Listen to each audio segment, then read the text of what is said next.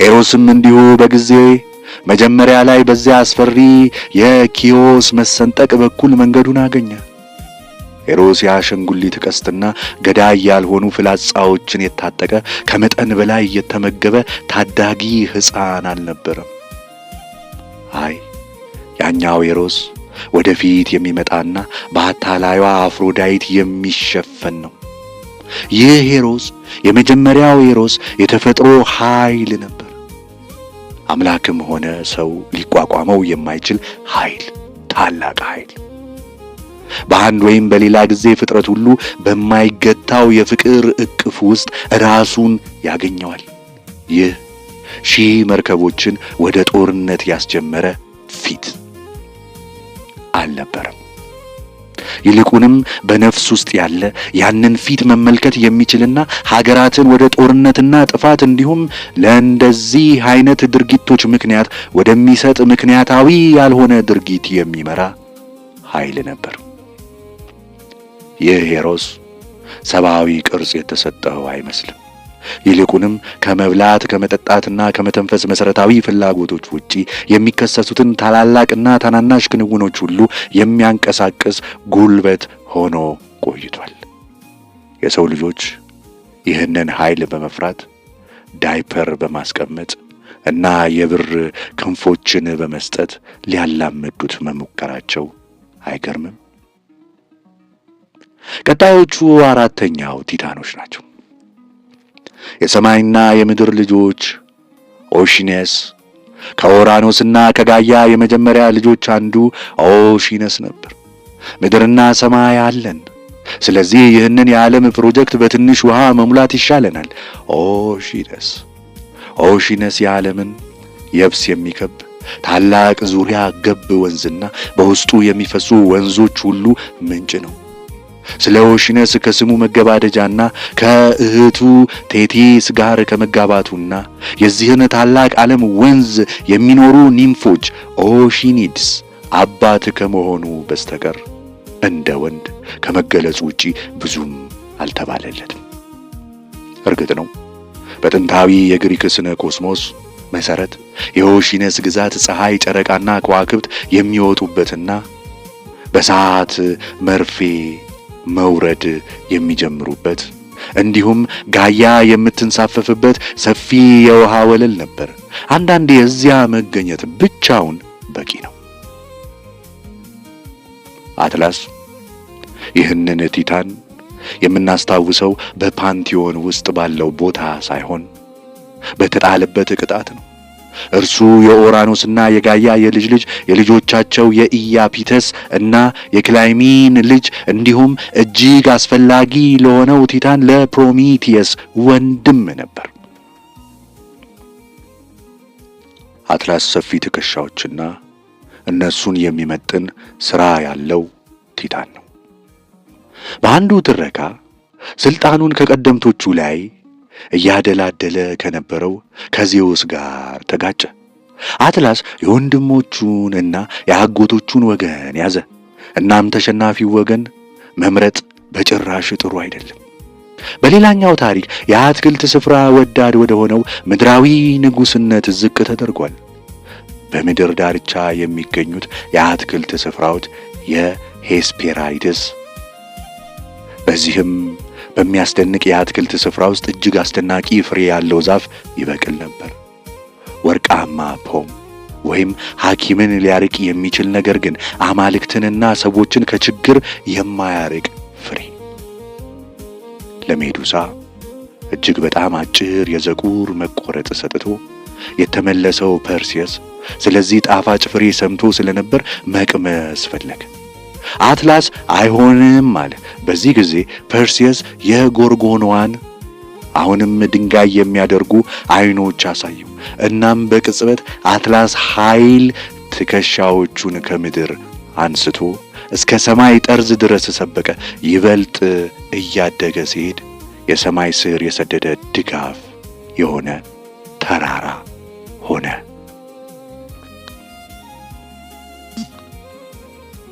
ፕሮሜቲየስ ከቲታኖች መካከል አንዱን የምታውቁት ከሆነ እርሱ ፕሮሜቲየስ ሊሆን ይችላል።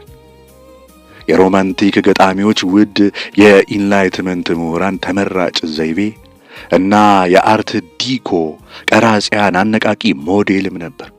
በአንዳንድ ታሪኮች የሰው ልጆች ፈጣሪ ተደርጎም ፕሮሚቴስ ይወሰዳል። ስለዚህ በዚህ ዝርያ አባላት ዘንድ ሁሌም ከፍተኛ ቦታ ይኖረዋል። ታሪኩ እንደሚለው ፕሮሚቴስና ወንድሙ ኢፒሜቴስ በቀደሙት አማልክት ጦርነቶች ወቅት ከዜውስ ጎን የተሰለፉ ሁለት ቲታኖች ባዶዋን ምድር የሚሞሉ ፍጥረታትን የመፍጠር አስደሳች ሥራ ተሰጣቸው። ፕሮሚቴስ ሥራውን ለወንድሙ አሳልፎ ሰጠ። እርሱም በደስታ ሥራውን ጀመረ። ለተለያዩ እንስሳት ጥንካሬን መሰብሰብ፣ መቅረጽ እና ማከፋፈል ለኤፒሜቴስ የፈጠራ ደስታ ነበር። እስከ መጨረሻው ፍጥረት እስኪደርስ ድረስ የሰው ልጆች ማለት ነው። በዚያ ጊዜ ክንፎችን፣ ላባዎችን፣ ጸጉርን፣ ጥፍሮችን፣ ጥንካሬንና ጽናትን ለሌሎች ፍጥረታት ተጠቅሞ ጨርሶ ነበር። የሰው ልጆች ጸጉር አልባ፣ ተጋላጭ እና እጅግ የማያምሩ ሆነው ቀሩ። ስሙ አርቆ አሳቢ ማለት የሆነው ፕሮሚቴስ በወንድሙ ውድቀት አልተገረመም እና ስራውን ለመጨረስ እሱ ለመሳተፍ እጁን ሰብስቦ ገባበት። የሰው ልጆችን እንደ አማልክት እንዲራመዱ በሁለት እግራቸው አቆማቸው። እንደ አማልክት እንዲያስቡ ጥበብንና ብልሃትን ሰጣቸው። እናም ለእነዚህ ምስኪን ፍጥረታት ብልጫ እንዲኖራቸው ሌላ ምን ስጦታ ሊሰጣቸው ይችላል ነው ጥያቄው። እሳት በእርግጥ ይህንን ያደርጋል ወይ ነው ጥያቄው። እናም ፕሮሚቴስ ወዲያውኑ ነበልባልን ከሰማይ ሰረቀ። እናም ለሰው ልጆች ጥቅሙን ብቻም ሳይሆን እንዴት እንደሚሰሩትም እሳትን አስተማራቸው።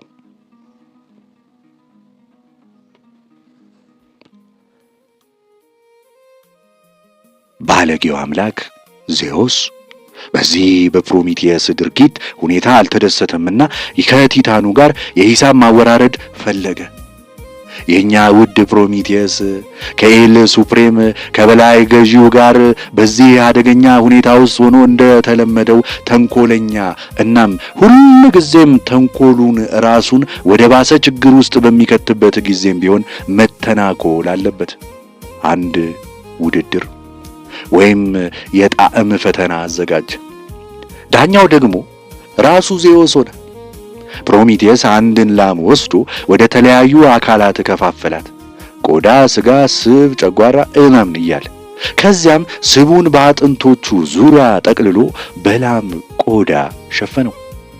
እነሆ ላም ተወለደች፣ ወይም ቢያንስ የላም ቅርጽ ተወለደ።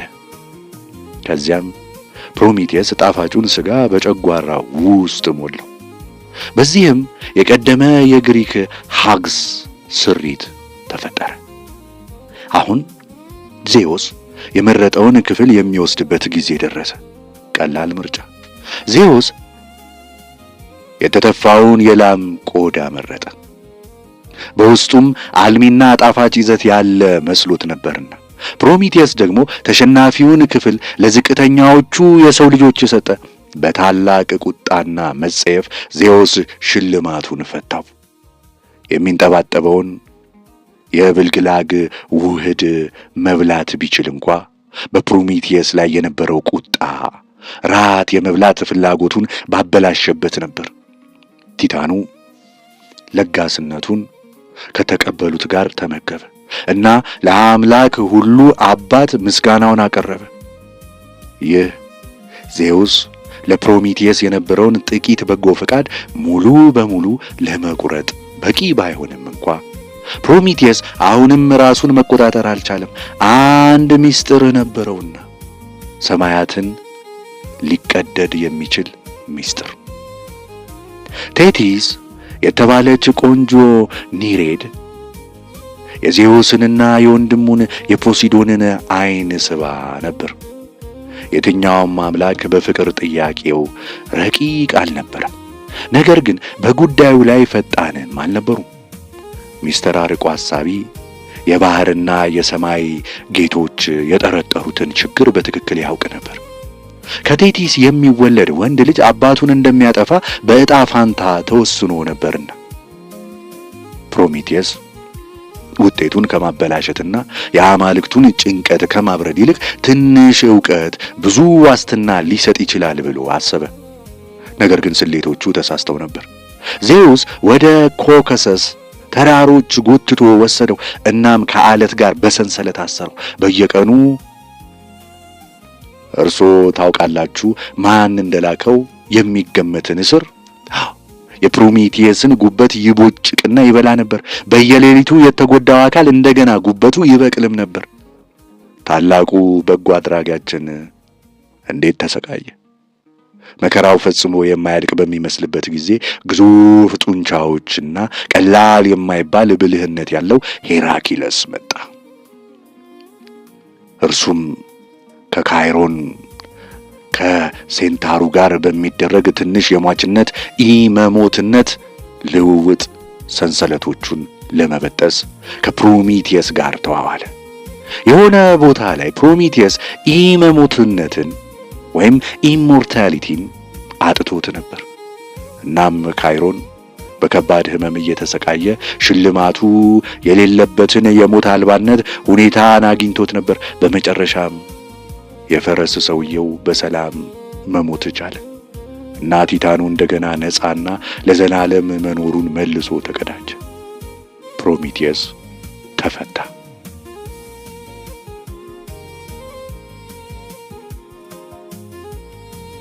ክሮኖስ አባት ጊዜ ራሱ አንድ ወቅት ወጣት ነበር።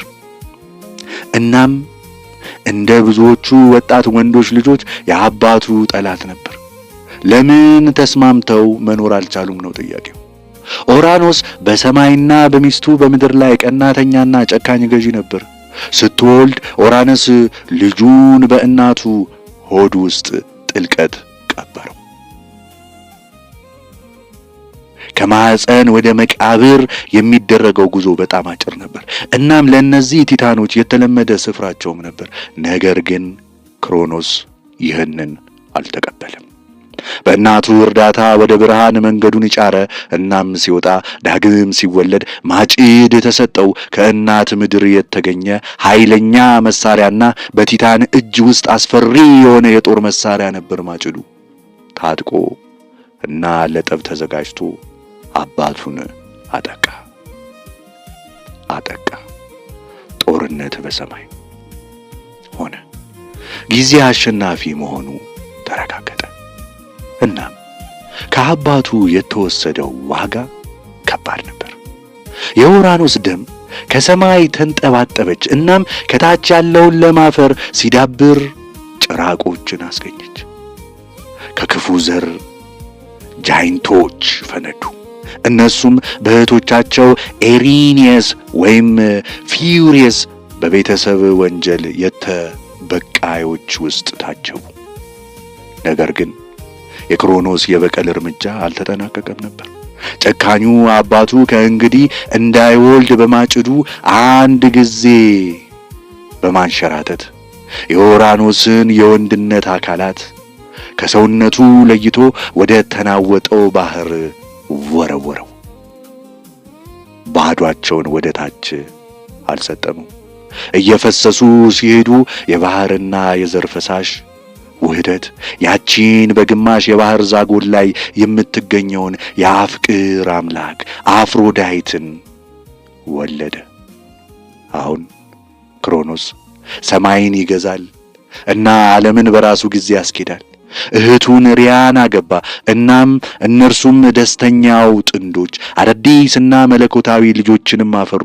ነገር ግን ክሮኖስ ወንዶች ልጆች አባቶቻቸውን ከስልጣን ለማውረድ ዝግጁ መሆናቸውን ካልተማረ ምንም አልተማረም ማለት ነውና የገዛ ልጆቹ የታሪኩ ማብቂያ ጸሐፊዎች ሊሆኑ ስለሚችሉ እነዚያን ልጆች ሄስቲያ፣ ዲሜቴር፣ ሄራ፣ ሄዲስና ፖሲዶን ልክ እንደተወለዱ አንድ በአንድ እየወሰደ በሰፊ አፍ ውስጥ ከተታቸውና በሙሉ አካላቸው ዋጣቸው።